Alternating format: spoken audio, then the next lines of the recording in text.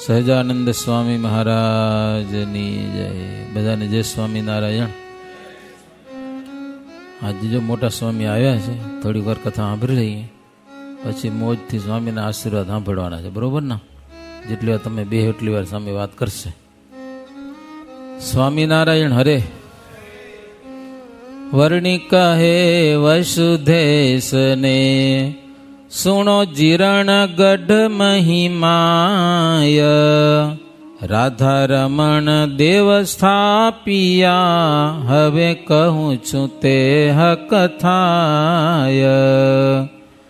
હરિ નવમી 84 આ કેરી, કરીવર તાલમાં લંગ રંગ લેરી, પછી ગઢપુરમાં રહી શ્યામા, જુએ ચાલતું મંદિર કામા.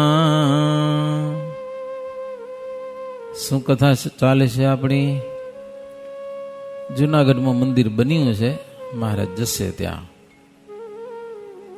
જુનાગઢમાં જઈને રાધા રમણ દેવની સ્થાપના કરી એ કથા હવે હું કહું છું. ગઢપુરમાં મંદિરનું કામ ચાલુ હતું. સુખસૈયા છે ત્યાં મહારાજ બેસતા પોઢતા.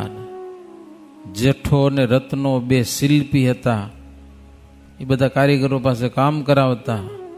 મહારાજ કામ જોઈને રાજી થતા, પ્રશંસા કરતા. કામ કરતા વખાણ કરો ને તો કામ કરવાની મજા આવે, સમજ્યા ને? નિંદા ન કરા કોઈ દે, વખાણ કરે, સારું કરો છો. ઘરમાં ડોહા થઈ ગયા ને, ડોહા આવ નકમા, ભાઈ રોટલા હરખા ખાવા ન મળે ને તો વખાણ કરવાના, એમ સંતો શીખવાડે. એમ ન કેવું આમ છે ને તેમ છે ને બોલ બોલ ન કરવાના, સમજ્યા ને? વખાણ કરવાના, રોટલો પછી હરખો મળી જાય એમ. વાસુદેવ નારાયણનો ઓરડો હજી છે ભક્તજનો ગઢપુરમાં. એની બાજુમાં પ્રકાશ આવે આ બાજુથી, ઈ ઓરડામાં શ્રીજી મહારાજ નારાયણજીભાઈ પાસે, ભુજના સુથાર હતા નારાયણજીભાઈ, એની પાસે ગોપીનાથજી મહારાજની મૂર્તિ કરાવતા હતા. પોતાના માપની હો મહારાજ, કે હું જેવો છું, જેવો જાડો, જેટલો ઊંચો, જેવો રૂપાળો, મહારાજ કે એવી નવી મૂર્તિ બનાવવાની છે મારા માપ પ્રમાણે. તો નારાયણજીભાઈ પણ એ કામ કરતા હતા. એક અવસરે મંદિર માયા, વિરાજ્યા હરિસૈયા છે જ્યાયા, ધર્મવંશી તહાં મળી આવ્યા, નમ્યા તે હરિને મન ભાવ્યા. મહારાજ એકવાર બેઠા હતા અને ધર્મવંશી બધા આવ્યા, રામ પ્રતાપ ને બધા. મહારાજ પાસે વિનંતી કરી રામ પ્રતાપજીએ કે પ્રભુ, મારા પુત્ર નંદરામ, તેના પુત્ર રામશરણજી અને નારાયણ પ્રસાદ, એને જનોઈ આપવી છે કે બે જણાને. તો મુહૂર્ત જોઈ વિધિ થઈ જાય એવું કંઈ ગોઠવો. તો શ્રીજી મહારાજ જોશી પાસે મુહૂર્ત જોરાવી અને એ બે બાળકોને, રામ પ્રતાપજીના પોતરા, એને મહારાજ જગનોપવિત અર્પણ કરેલી છે. તે દરમિયાન જુનાગઢમાં પણ મંદિર તૈયાર થયેલું છે. એવો કોઈ નિયમ નથી કે સંપૂર્ણ થઈ જાય પછી જ મૂર્તિ પધરાવી, સમજા કે નહીં? બધા કામ લગભગ અધૂરા હોય અને મહારાજ મૂર્તિઓ પધરાવીએ છે. આગળ પાછળ કામ થયા કરે, ઉપર નીચે ભગવાન બેસી જાય એટલે સત્સંગ ચાલુ થાય, સમજ્યા ને? જુનાગઢમાં મોટા મોટા સંતો બધા ભેગા થયા. બ્રહ્માનંદ સ્વામી, ગુણાતીતાનંદ સ્વામી, ઝીણોભાઈ, ગગ્ગોભાઈ, ઉમેદ સંઘ, દાદોભાઈ બધા હશે ને, એ બધા ભેગા થઈને કે હવે જો મહારાજ આવે અહીંયા અને મૂર્તિ પધરાવી દે તો પછી સૌરાષ્ટ્રના ભક્તજનોનો અંતર ઠરે, ભગવાન બેસી જાય. જેણે જાડા કામ તો પછી હાલ્યા કરે, મંદિરના કામ કોઈથી પૂરા થાય નહીં. કે છે ને નગારું તગારું ને તાવડું એ ચાલુ જ રહે સત્સંગમાં. પછી મહારાજ ઉપર એક પત્ર લખ્યો અને ઝીણાભાઈના ભાઈ હતા ગગ્ગાભાઈ, એને મોકલ્યા આવ્યા ગઢપુરમાં, મહારાજને વંદન કરી, મહારાજને મુખના સમાચાર કીધા અને પત્ર આપ્યો છે. શ્રીજી મહારાજે ત્યાં બધાને પત્ર સંભળાવ્યો. રામચંદ્ર જોશીને બોલાવીને કીધું, જૂનાગઢમાં આપણે રાધારમણ દેવની સ્થાપના કરવી છે, તેનું હારમ હારું મુહૂર્ત તમે જોઈ દો, એ પ્રમાણે આપણે જાય ત્યાં કને. તો રામચંદ્ર જોશીએ મુહૂર્ત જોયું. મુહૂર્ત કીધી આવ્યું, બીજ વૈશાખ વદ ગુરુવારી, જોશીએ કહી તેથી સારી. જૂનાગઢથી જ આવેલો પત્ર, લખ્યો ઉત્તર તેહનો તત્ર.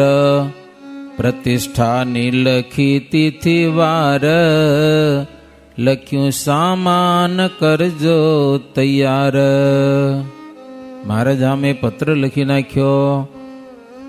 મહારાજ કે વૈશાખ વદ બીજને દિવસે પ્રતિષ્ઠા કરવાની છે, મોટો ઉત્સવ કરવા માટે સામગ્રી બધી ભેડી કરજો. મહારાજ કે થોડા જ દિવસોમાં અમે આવી જાશું, અમારી ચિંતા ન કરજો, કે ચોક્કસ આવી જાશું. એવો કાગળ ગગાભાઈને દઈ અને મહારાજને મોકલ્યા છે. એ જૂનાગઢ આવ્યા, સમાચાર કીધા, કાગળ આપ્યો, બધા ભેગા થઈ કાગળ વાંચ્યો, પછી સામાન બધો ભેગો કરવા માંડ્યા છે. નાગર બ્રાહ્મણો હોશિયાર બહુ, સમજ્યા ને, અને સ્વાધ્યાય બહુ પાછા. સ્વાદિષ્ટ ખાવાની જેને બહુ હોશ થાય, પછી ઘણું ખાય પેટ ભરાઈ જાય ને, તો કાકરા વઘારે. કાકરાઓ પછી ચૂયા કરે. કાકરા ને ચૂયા વેલા નાગર બ્રાહ્મણો. એટલે એ બ્રાહ્મણો રસોઈમાં હોશિયાર. તો નાગર પાંચીબાઈ હતા ગઢપુરમાં. ઝીણાભાઈ કે તમે આ બનાવો બધું, કે પાપડ કે એવું કહેતી કે યજ્ઞમાં જોઈએ બધું, સેવ ઓલી બનાવવાની હોય હુકી ને પછી રાંધવા થાય ને. પાંચીબાઈ કે હું એકલી કેટલી પૂગી વળું, માલ મંગાવો જે જોઈએ તો. કે આખા ગામમાં નારણભાઈ દવે છે, એનો પરિવાર, એના પરિવારના બાઈઓ રસોઈ કરવામાં બહુ કુશળ છે, એને બોલાવો. પીપલાણા નરસિંહ મહેતા છે, એના કુળની સ્ત્રીઓ પણ રસોઈમાં બહુ હોશિયાર છે. ધોરાજીમાં માવજીભાઈ છે, એના ઘરનાને પણ બોલાવો. એ બધા બાઈઓને બોલાવે જૂનાગઢ, આવો કે સેવા કરવા માટે. પછી એને એ વાનગીઓ બનાવી, પકવાન એવું તે બધું કામ ચાલુ કર્યું. પત્રિકાઓ લખી નાખી, ગુજરાતમાં ને બધે આવજો. પ્રતિષ્ઠામાં બહુ ભક્તો આવતા, સમજ્યા ને, દેવની પ્રતિષ્ઠા થાય ને. આ બાજુ શ્રીજી મહારાજ પણ ગઢપુરથી જુનાગઢ જવા માટે દાદા ખાચરને સાથે લીધા. ધર્મવંશી નરનારીજનો બધા સાથે, સંતો, બ્રહ્મચારીઓ, પાડાઓ બધા, એ બધાને લીધા. અને મહારાજ કાઠિયાવાડના સરદારોને બોલાવ્યા. સરદારો એટલે મોટા મોટા હરિભગત, ગામના હોય ને બધા,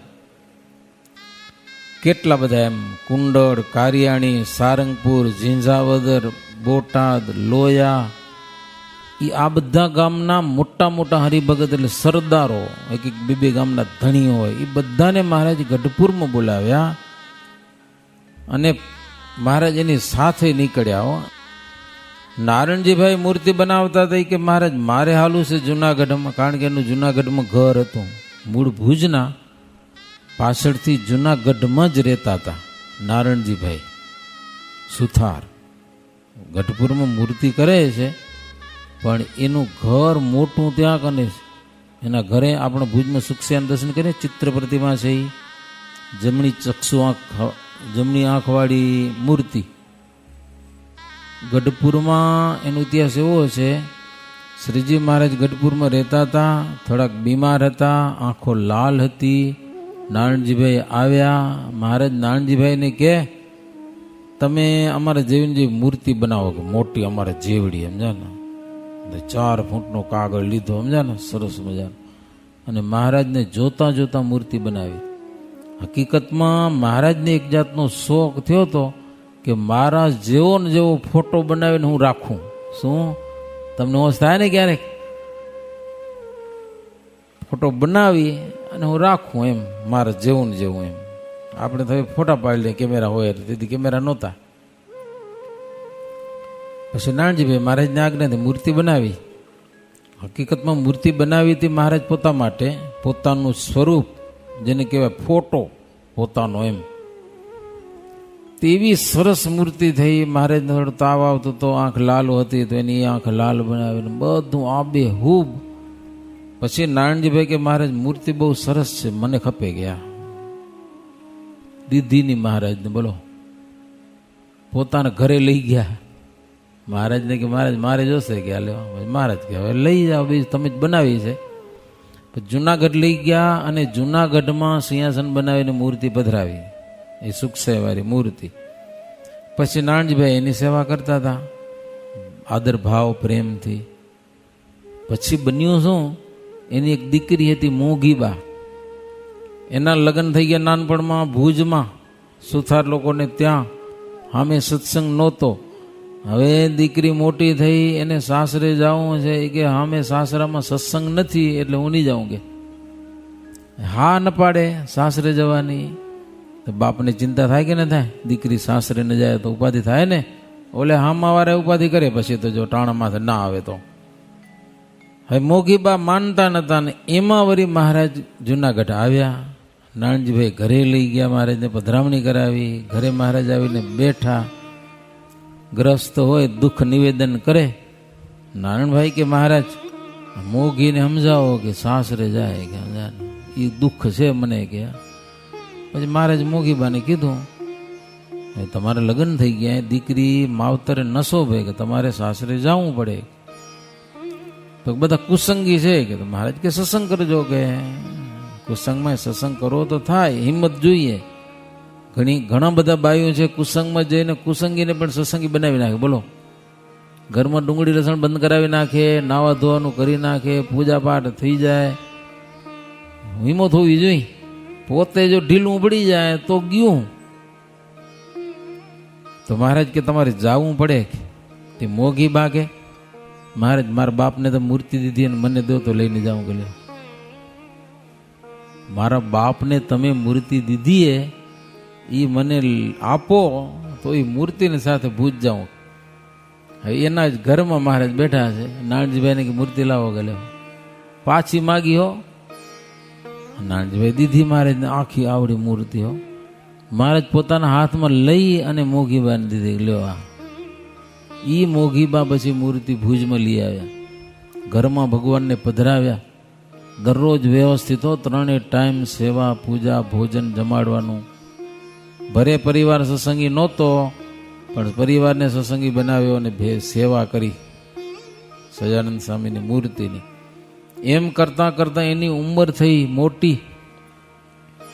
પછી મોગીબાની ચિંતા થઈ કે આ ભગવાનને હવે ઘરે કોણ સાચવશે ને કોણ સેવા પૂજા કરશે.